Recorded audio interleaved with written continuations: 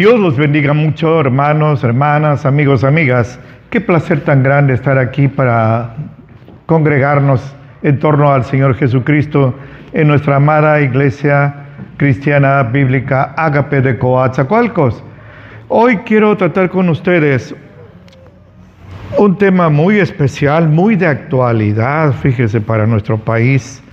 Son dos doctrinas y prácticas de la ICR. Y me refiero concretamente a los estigmas y las reliquias. Estigmas y reliquias. Los estigmas son heridas, llagas, a veces sangrantes, que aparecen o aparecieron supuestamente en la cabeza de algunas personas por las espinas, la corona de espinas que sufrió el Señor, o en la espalda por los latigazos, o en las manos y en los pies.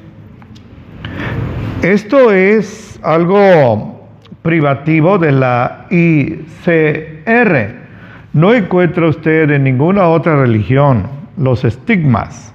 Pero cuando la ICR nos habla de estigmas, ellos pretenden fundarlo en la Biblia y usan, entre comillas, como base, Gálatas 6, 14 al 18. Se lo voy a compartir textualmente. Así está escrito. Lejos esté de mí el gloriarme, sino en la cruz de nuestro Señor Jesucristo, por el cual el mundo me es crucificado a mí y yo al mundo. Porque en Cristo Jesús ni la circuncisión vale nada, ni la incircuncisión, sino la nueva criatura. No se trata de circuncidarse el prepucio, sino de nacer de nuevo.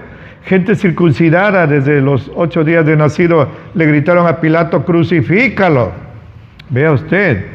La circuncisión y la incircuncisión no valen, sino la nueva criatura. Y escúcheme, y todos los que anden conforme a esta regla, paz sobre ellos y misericordia, y sobre el Israel de Dios, la iglesia. De aquí en adelante, que nadie me moleste, porque, escúcheme, porque yo traigo en mi cuerpo las marcas del Señor Jesús. Eso creen ellos que es su base bíblica. Hermanos, que la gracia de nuestro Señor Jesucristo sea con su espíritu. Amén.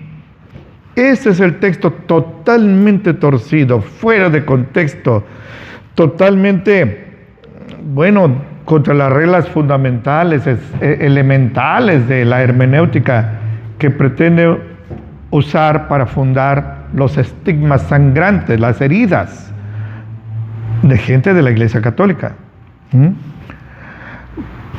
Esto, ¿a qué se refirió Pablo? Si no se refiere a estigmas, ¿a qué se refirió?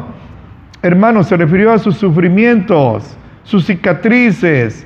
Yo traigo en mi cuerpo los sufrimientos por Cristo. Ahora voy a darle una lista. Pero estos sufrimientos por Cristo que tenía Pablo, en lugar de hacerlo un chillón y estar gimoteando y quejándose, eran un galardón, eran como medallas que él tenía. En Listra, un lugar llamado Listra, en Hechos 14, encontramos que Pablo fue apedreado.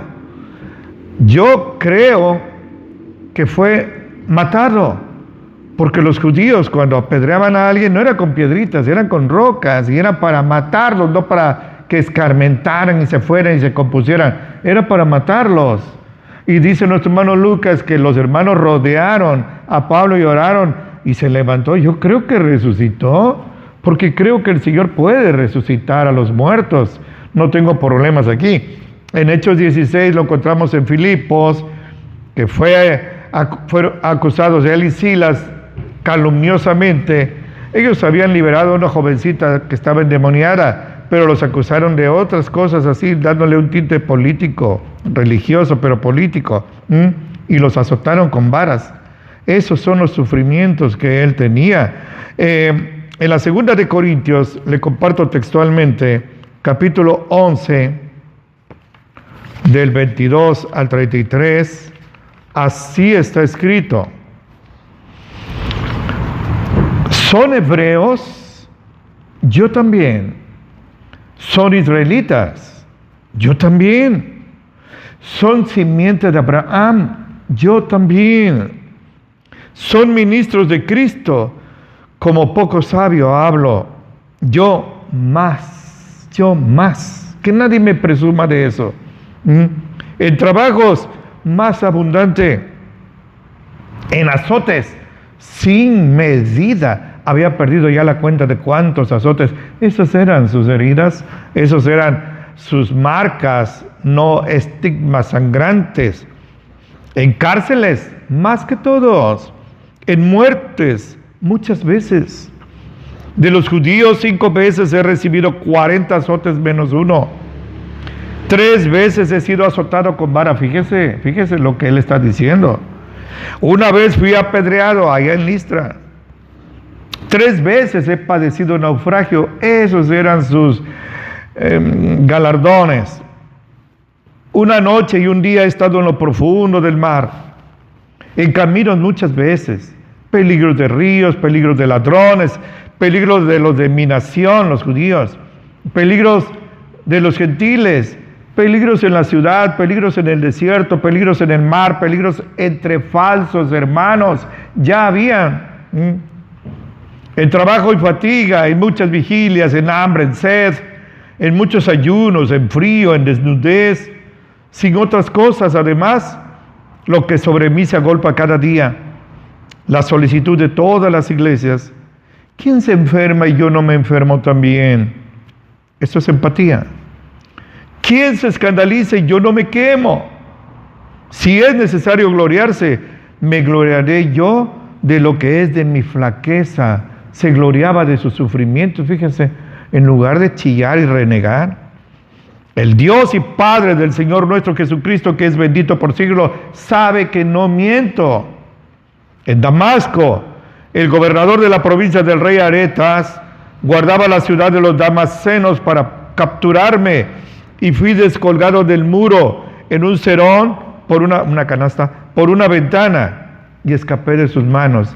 A eso se refiere nuestro hermano Pablo cuando habla y dice que él tiene en su cuerpo las marcas del Señor Jesucristo, no heridas sangrantes como la ICR trata de hacernos creer. Yo suponiendo, pero sin aceptar, suponiendo que alguien de la ICR, como ellos dicen que fueron 8 o que fueron 10, ni ellos están de acuerdo, suponiendo que alguno de ellos tuvo estigmas, yo dudo muchísimo que tengan origen divino. Escúchenme, que me tiembla la mano, no, tienen origen diabólico, cuando no psicosomático, origen diabólico. Esto no tiene por qué exaltar a estas personas con estigmas, dicen ellos, estigmas de Cristo, y hacerlos santos, y hacerlos hacer milagros como ellos pretenden, Bueno, esto es algo muy delicado. Esto es algo que usted debe tener muy en cuenta. Los estigmas no existen en la iglesia cristiana auténtica, la que fundó nuestro Señor Jesucristo. Solo son de la ICR. Ni los mormones, ni los budistas, ni los adventistas, ni los testigos de Jehová tienen esto. Solo la ICR, la iglesia evangélica menos. Ahora, en segundo lugar, pero muy ligado, porque es de actualidad para nuestro amado país, quiero hablar de las reliquias. Vamos a definir qué es una reliquia.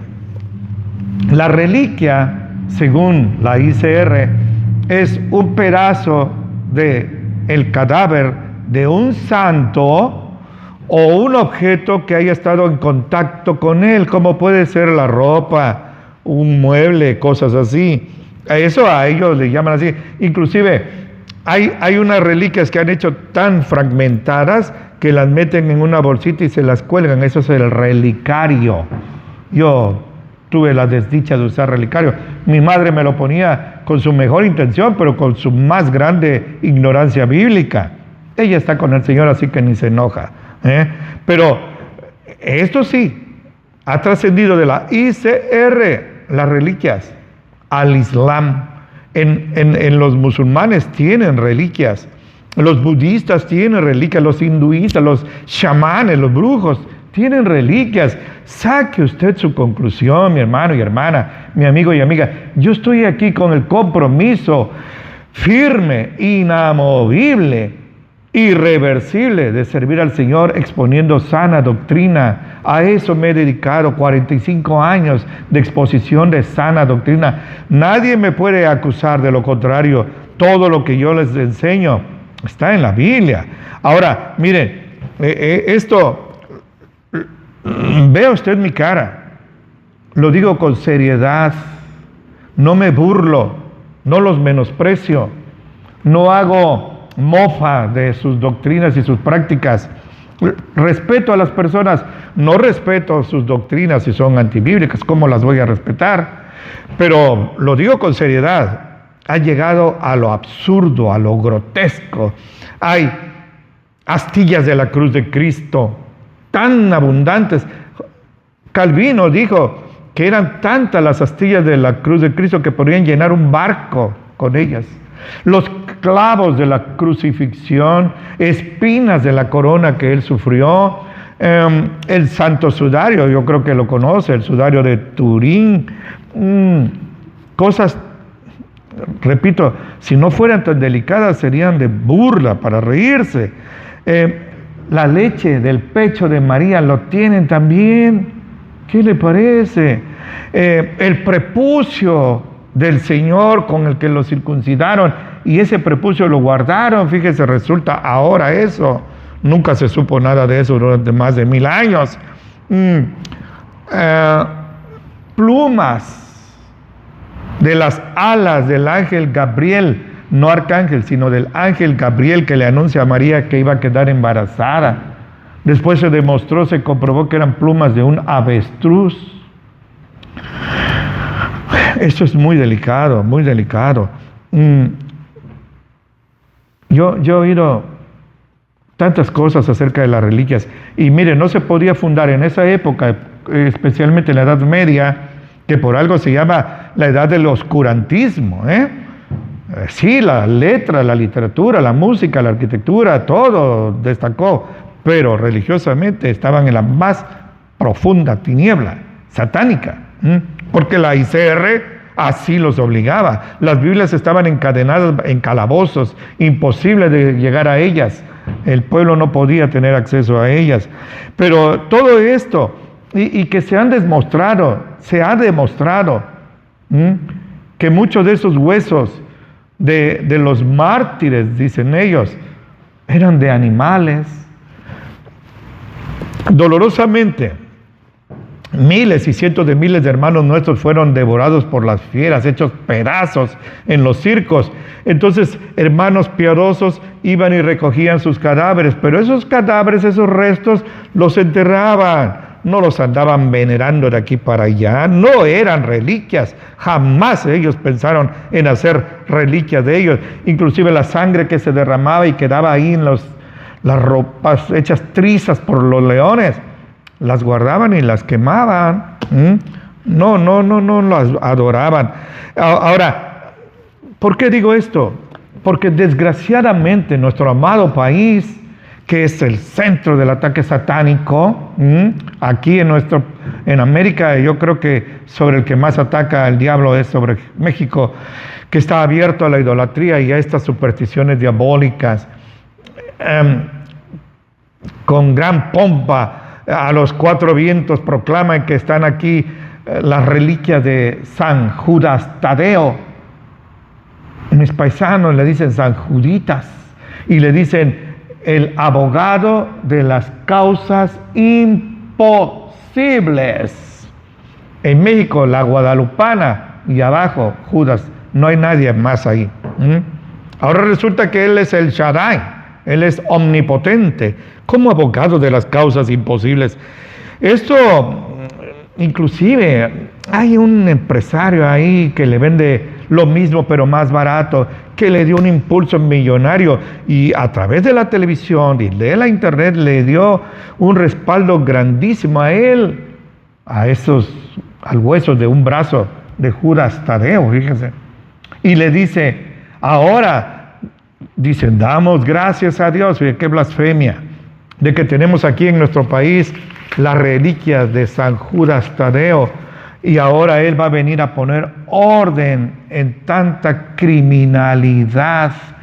Si usted oye las noticias, lee las noticias, ve en la televisión, en su teléfono, se da cuenta que nunca como ahora ha habido tanto derramamiento de sangre. Hasta nuestros amados vecinos, paisanos de Tabasco están sufriendo ahora eso. Están muy cerca de Coatzacoalcos, muy cerca de Veracruz. qué paz puede poder traer un supuesto hueso del brazo de San Juditas. Ni una. Los muertos, dijo Salomón, nada saben, no tienen parte en lo que se hace debajo del sol en el mundo de los vivos. Ahora, hay intereses mezquinos,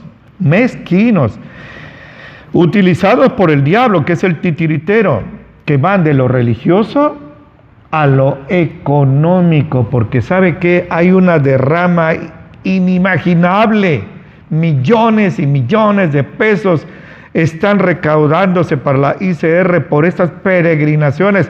Hay una derrama muy grande de dinero, pero también, trágicamente, una derrama muy grande de sangre de los devotos que van en esas peregrinaciones. Por eso se hicieron las cruzadas también, para ir a recuperar el santo sepulcro de nuestro Señor Jesucristo. Pero la idolatría y las peregrinaciones están ahí. Me dice, no sé si ya llegaron esa reliquia a Mérida, a Yucatán. Eso es algo muy triste, hermanos, que lo estamos viendo y no podemos permanecer indiferentes, impasibles al ver esta que es una manifestación diabólica. Fíjese, en nuestra cuadra, aquí donde usted tiene su casa en Coatzacoalcos, existimos familias de varias denominaciones evangélicas, pentecosteses, presbiterianos, independientes, así. Sin embargo, no hacemos nada y casi ni nos conocemos, sino, por no decir ni nos hablamos. Pero hubo una manifestación, ya era una peregrinación infantil de niños que no son de la cuadra, en torno al Halloween. Ahí andaban ellos felices y las madres que las andan ahí manipulando, porque los niños son inocentes, estaban felices, orgullosas de traernos una tradición que no era de México. ¿Qué estamos haciendo? Y lo mismo con esto de la reliquia de San Juditas, el abogado de las causas imposibles. Pero vamos a dejar hablar a Dios. Yo siempre que hablo con ustedes pierdo la noción del tiempo, pero no pierdo el tiempo, o por lo menos eso espero con usted. Vamos a dejar que el Señor hable. En Hechos, capítulo 19, encontramos que los sudarios, fíjese, las toallas, lo digo con todo respeto, pronto voy a hablar con Pablo, pero las toallas llenas de mugre, de sudor, del polvo, de bacterias, Dios las usaba para hacer milagros. Escúcheme, Hechos 19, versículos 11 y 12, así está escrito: hacía Dios singulares maravillas por manos de Pablo, de tal manera que aún se llevaban sobre los enfermos los sudarios y los pañuelos de su cuerpo, y escúcheme con su corazón, no con sus tímpanos, y las enfermedades se iban de ellos, y los malos espíritus salían de ellos. Aleluya, aleluya. Yo me convertí en el 79, hace como unos 40 años había aquí predicadores que decían: mande sus ofrendas y yo les mandaré un pañuelo ungido. Estos eran los pañuelos de Pablo, y eso porque el Señor tenía el propósito de usarlo, porque él no podía ir a todos lados, y los ponían sobre los enfermos y sobre los endemoniados, fíjese, y eran liberados. Eso usted no lo ve por ningún lado. Hay mucho palero por ahí, mucho mentiroso. No se deje engañar. Pero, no se conservaron esos pañuelos mugrosos, lo digo con respeto, Pablo. No se conservaban esos y se andaban llevando para Betania, para Jerusalén, para Jericó, para Capernaum, para que hicieran milagros. Vengan, aquí están las reliquias de Pablo. Nunca se hizo eso. No fue nunca, jamás, ni lo será una práctica cristiana de la verdadera iglesia cristiana. De la autonombrada iglesia cristiana que es apóstata, pues ahí sí, eso es lo que les corresponde. Fíjense que cuando los hebreos venían en el desierto de Egipto a la tierra prometida, llegaron a un lugar, eso está en Números capítulo 21, donde por la rebeldía de ellos, por la idolatría de ellos, por querer quitar a Moisés y a Aarón, el Señor les envió unas serpientes muy venenosas, dice ardientes, muy venenosas. Pero el Señor le dijo a Moisés, porque el Señor está lleno de misericordia, cuando veía morir a la gente, que hiciera una culebra de metal, la pusiera sobre un asta, un mástil, y la clavara. Y que cualquiera que era mordido volteara a ver la serpiente y con eso sanaba. No tenía sentido. Si le dijeran, muerde estas hojas o un antídoto, hazte un torniquete. Bueno, eso sí, pero voltear a ver, es que se necesitaba fe, obediencia, y sanaban. Si alguien dijo, no tiene sentido que yo voltee a ir, no me voy a curar, por eso se murieron. Pues ¿sabe qué?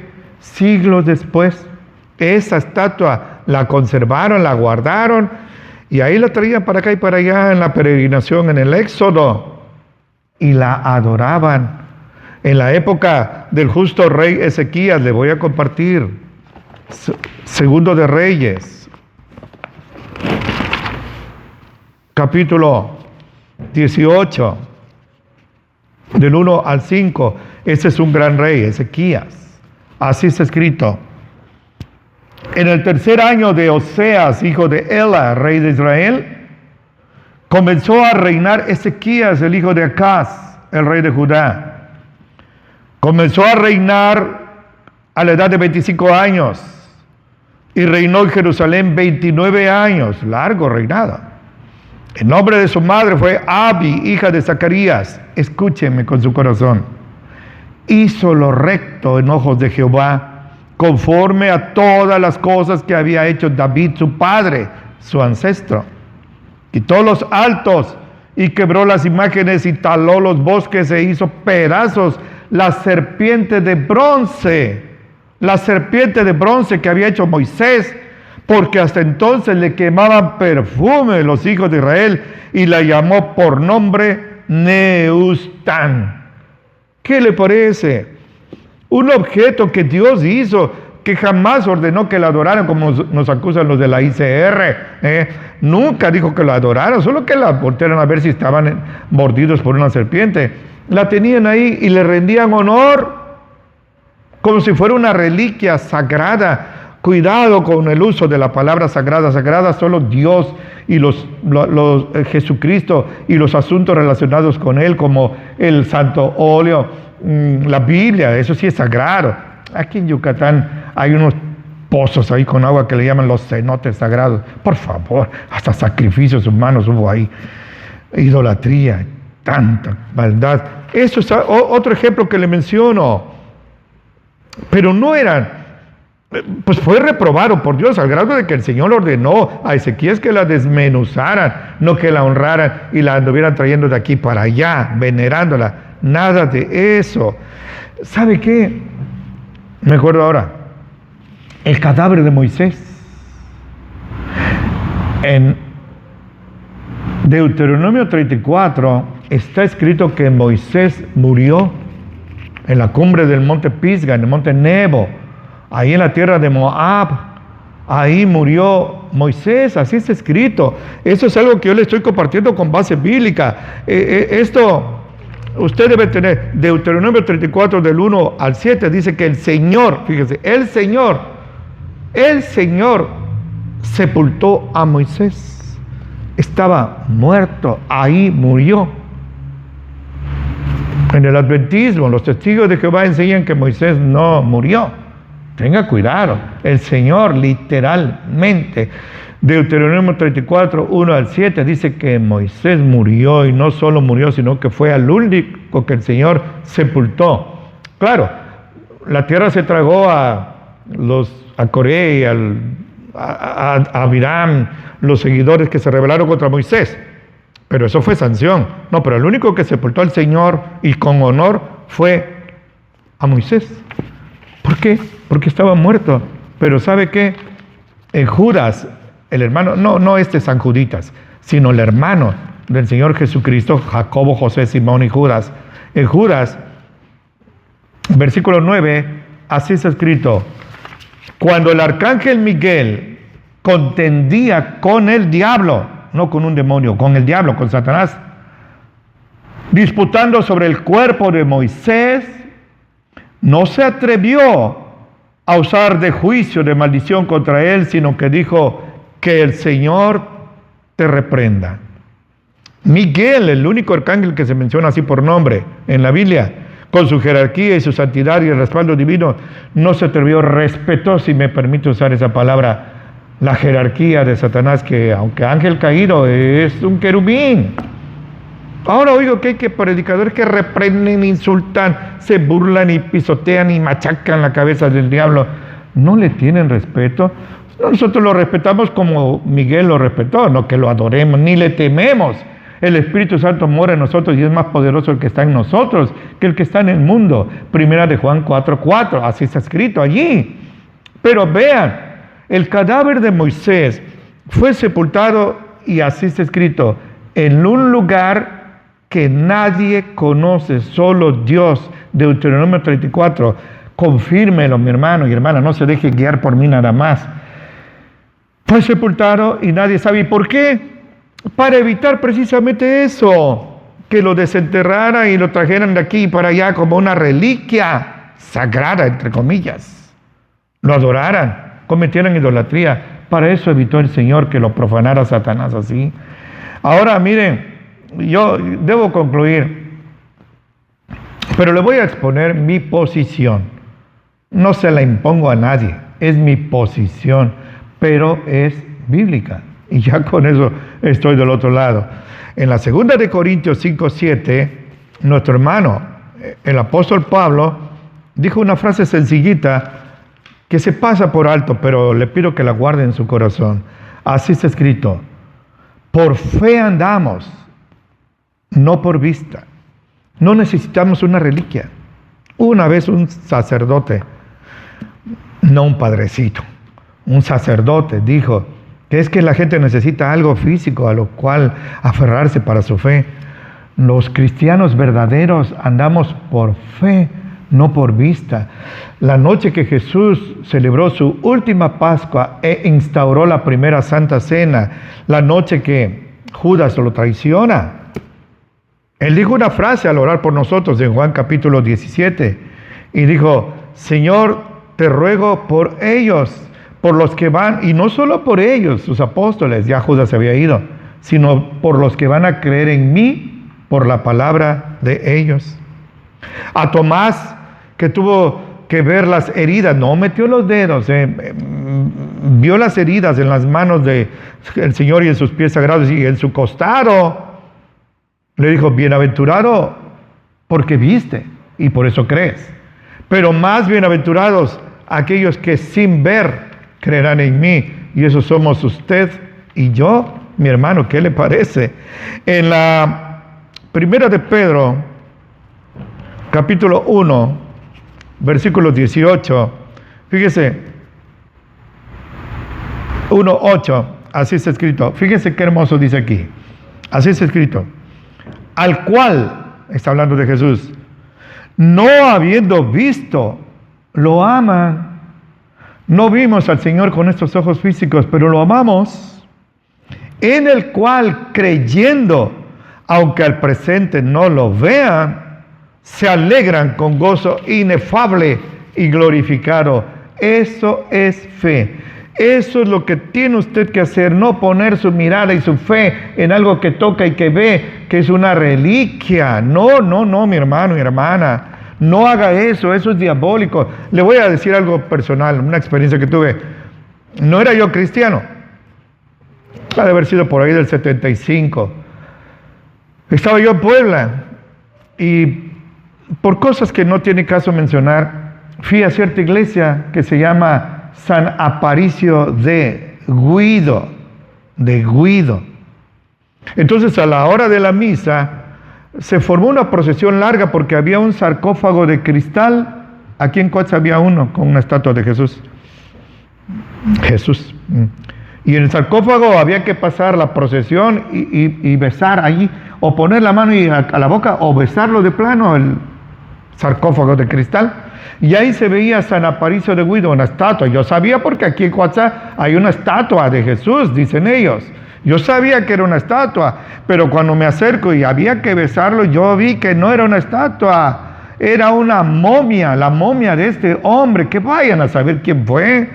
De alguna manera por el terreno, la aridez, no sé qué, no se corrompió. Y ahí estaba la estatua y la gente besando algo. Mira hasta dónde Satanás puede traer a la gente al estiércol. Ahí los tenía. Por supuesto que aunque yo no era cristiano, me dio asco.